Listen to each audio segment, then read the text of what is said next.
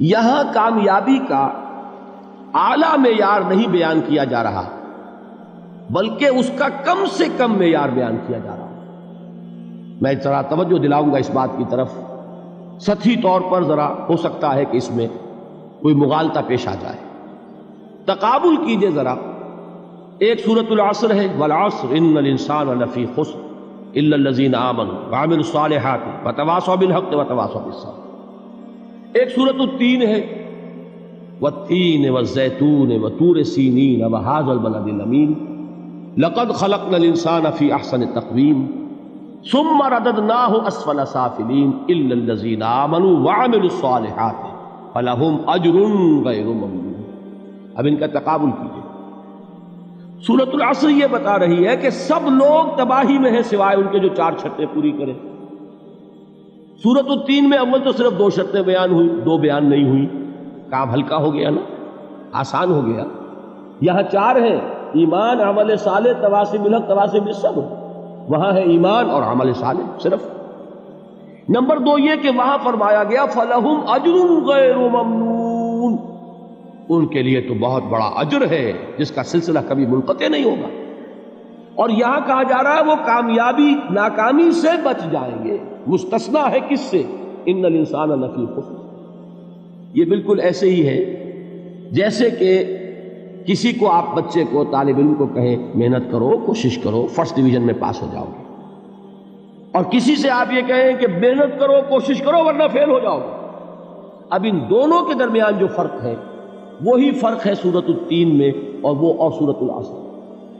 سورۃ العصر ناکامی سے استثناء کو بیان کر رہی ہے اور وہاں 4 شرطیں ہیں، اور سورۃ التین یہ اعلیٰ درجات کا بیان ہو رہا ہے اور 2 شرطیں ہیں.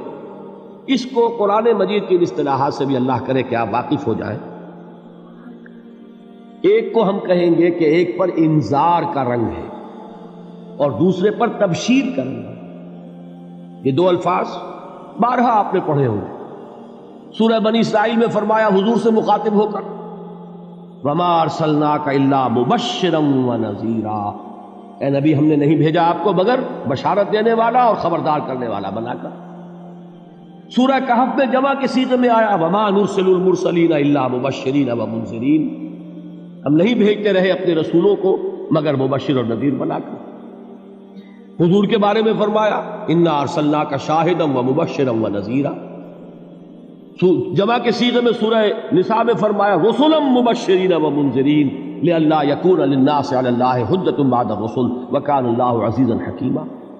ایک ہے ابشار، بشارت دینا، ایک ہے انذار، خبردار کرنا. اور آپ کو معلوم ہے کہ کسی بھی تربیت کے اندر ان دونوں چیزوں کی ضرورت ہے.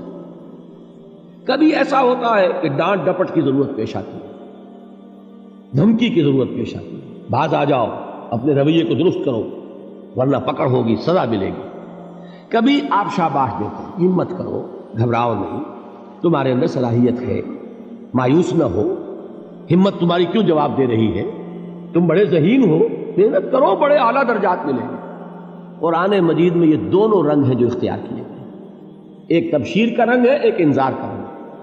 سورۃ العصر میں انذار کا رنگ ہے، خبردار، تمام انسان ہلاکت اور بربادی کا نوالا بننے والے ہیں سوائے ان کے جو 4 شرطیں پوری کریں. الا الذین آمنوا وعملوا الصالحات وتواصوا بالحق وتواصوا بالصبر. تو معلوم یہ ہوا کہ یہ کامیابی کے جو منیمم پری ریکویزٹس ہیں. مجھ سے کہا گیا کہ انگریزی کے الفاظ کا فوراً ترجمہ کر دیا کرو، اور میں کر دیتا ہوں. اصل میں مغالطہ آپ کو یہ ہوتا ہے میں ترجمہ کہہ کے نہیں کرتا، لیکن اس کے بعد میں فوراً اردو کا مترادف جو ہے وہ لے آتا ہوں. لیکن میں یہ اس لیے استعمال کرتا ہوں انگریزی اصطلاحات، جیسا کہ میں نے عرض کیا تھا کہ میرے اصل مخاطب ہیں جدید تعلیم یافتہ لوگ، اور جدید تعلیم یافتہ لوگوں کے کمیونیکیشن جو ہے، ابلاغ، وہ ان انگریزی اصطلاحات کے ذریعے سے زیادہ بہتر اور صحیح تر ہوتا ہے، ورنہ وہ بات سمجھیں گے نہیں. اسی لفظ ابلاغ کو وہ نہیں سمجھیں گے اور کمیونیکیشن کو سمجھ لیں گے. یہ ہے اصل میں ساری مصیبت کے جو اس وقت ہمارے سامنے ہے. اس لیے یہ الفاظ ہم استعمال کرتے ہیں. تو میں یہ کیا عرض کر رہا تھا کہ در حقیقت ان الانسان لفی خسر الا الذین آمنوا وعملوا الصالحات وتواصوا بالحق وتواصوا بالصبر. یہ منیمم پری ریکویزٹس ہیں کم سے کم لوازم ہے نجات کے، ان سے کم تر پر نجات کا کوئی سوال نہیں، اس لیے کہ قسم کھا کر اللہ فرما رہا ہے، زمانے کی قسم ہے، تمام انسان خسارے میں ہے سوائے ان کے جو 4 شرطیں پوری کریں۔ تو تیسری چیز ذہن میں یہ رکھیے، یہ چاروں شرطیں لازم ہیں، یہ بہت اہم نکتہ ہے۔ ابھی ہم نے کسی لفظ کی گہرائی میں اتر کر نہیں دیکھا ہے، ابھی تو ہم سرسری طور پر تذکر بالقرآن کے مرحلے میں ہیں۔ پہلی بات کیا معلوم ہوئی؟ اس میں کامیابی اور ناکامی کا ایک معیار سامنے آیا، ٹھیک۔ نمبر 2، یہ کامیابی کے کم سے کم شرائط کا بیان ہے، منیمم ریکوائرمنٹس۔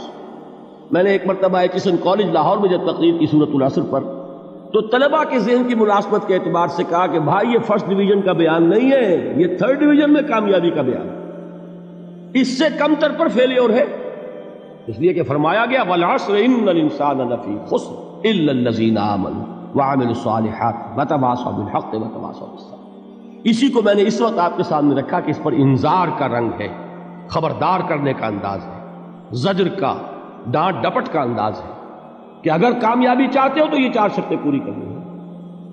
اب تیسری بات جو عرض کر رہا ہوں یہ اہم ترین ہے کہ یہ چاروں شرطیں لازم ہیں۔ اگر اللہ تعالیٰ نے کامیابی کے لیے 4 شرطیں بیان کی ہوں تو سوچئے، کیا مجھے یہ اختیار ہے کہ ان میں سے 1 کم کر دوں، 2 کم کر دوں، 3 کم کر دوں؟ کس کو اختیار ہے؟ اللہ کے بیان کردہ کسی چیز میں اختیار، یہ تو حضور سے کہا گیا تھا، سورہ یونس میں ہے، مطالبہ کیا مطالبہ کرنے والوں نے، ایت بقرآن غیر ھذا وبدل ہو، اے محمد صلی اللہ علیہ وسلم یہ قرآن بہت ریجڈ ہے، بہت سخت ہے، ان کمپرومائزنگ ہے، یہ کہیں بھی کوئی رو رعایت کرنے کو تیار نہیں ہے، تو ہمارا اور آپ کا معاملہ نہیں ہو سکتا اس قرآن پر، اس قرآن میں کچھ ترمیم کیجئے یا کوئی اور قرآن لائیے۔ تو حضور سے کیا کہلوایا گیا؟ قل ما یکون لی ان ابدلہ من تلقاء نفسی ان اتبع الا ما یوحی الی۔ اے نبی ان سے کہہ دیجئے میرے لیے ہرگز ممکن نہیں ہے کہ میں اس قرآن میں اپنے جی سے کوئی ترمیم کر دوں، کوئی تبدیلی کر دوں، میں تو خود پابند ہوں اس کا جو مجھ پر وحی کیا جا رہا ہے، سب سے پہلے میں خود اس پر عمل کرنے والا ہوں، میں خود اس کا پابند ہوں۔ تو غور کیجئے، قرآن بیان کر رہا ہے کہ 4 شرطیں ہیں نجات کی، اور آپ کے دل میں یہ بات بٹھا دی گئی ہے کہ صرف کلمہ گو ہونا نجات کے لیے کافی ہے، صرف ایمان سے نجات ہو جائے گی۔ یہ بات جو ہے ذہن میں رکھیے، ایک نجات وہ ہے جو ہزار برس تک جہنم میں کوئلہ بننے کے بعد نجات ہو، میں اس نجات کی بات نہیں کرتا، وہ نجات تو ملے گی یقیناً۔ جس شخص کے دل میں رائی کے دانے کے برابر بھی ایمان ہوگا، وہ اپنے اعمال کی، اپنے کرتوتوں کی سزا بھگت کر بالآخر جنت کے اندر داخل کیا جائے گا، جہنم سے نکالا جائے گا، اور نکالا جائے گا تو اس وقت حال کیا ہوگا؟ جیسے جلا ہوا کوئلہ، اس کے سوا کچھ نہیں۔ حدیث میں اس کی شرح آئی ہے۔ لیکن یہ نجات نہیں، نجات وہ کہ جو اللہ تعالیٰ میدان حشر ہی میں ہماری مغفرت کا اعلان فرمائے، اللہ تعالیٰ اول وہلے میں ہمیں جنت میں داخل فرمائے، اس نجات کی بات کر رہا ہوں۔ وہ نجات جان لیجئے محض کلمہ گو ہونے کی بدولت نہیں ملے گی، اس نجات کے لیے شرط اول ایمان، شرط دوم عمل صالح، شرط ثالث تواصی بالحق، اور چوتھی شرط تواصی بالصبر۔ یہ قرآن کا بیان ہے، یہ کسی انسان کا کلام نہیں ہے کہ اس میں ترمیم کی جا سکے۔